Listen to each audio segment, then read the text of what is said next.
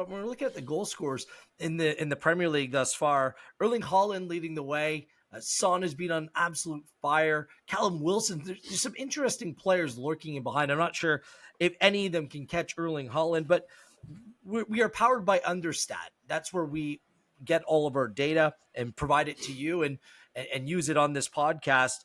What do you make of the goal scorers in comparison to the expected goals? Who may be overachieving? Who may be underachieving? What stands out for you?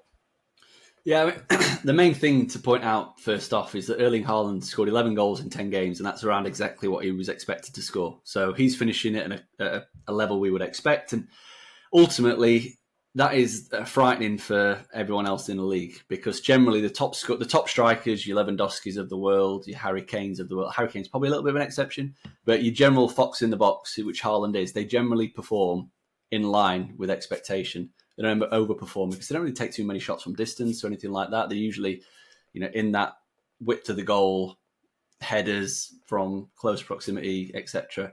The concerning thing is that he has been on the end of that much XG already this season. And if that continues, he's averaging 1.1 XG per 90. A player of Haaland's caliber and the fact that I've said he's going to hit expectation, he will score an average of one a game if he gets those chances, which means that he's going to run away with the Golden Boot yet again.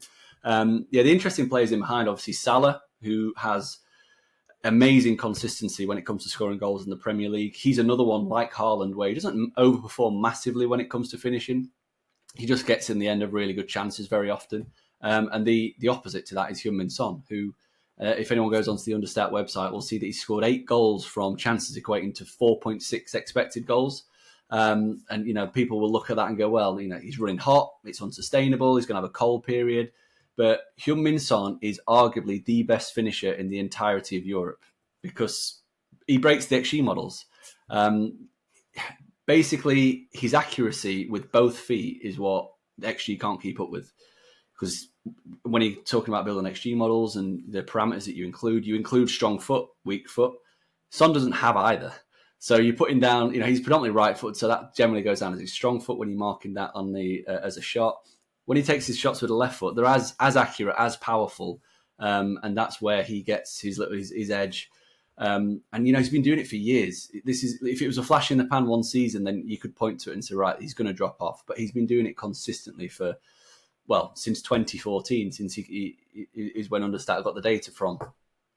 He scored 122 goals since 2014 from an XG of 89. So he's overperformed by 33 goals. Wow. And that level of overperformance would usually be a massive red flag, but the consistency with which he's doing it and the fact that we know that you look at post-shot XG and where he's placing the ball and stuff like that and the power he's hitting the ball with, that's where he gets his edge and why you have to look a little bit further for that added context than just the raw XG stats. Very, very interesting. Still, Haaland, the chance generation, over 4 expected goals more than anyone else. I mean, and playing on arguably the top team in the Premier League as well.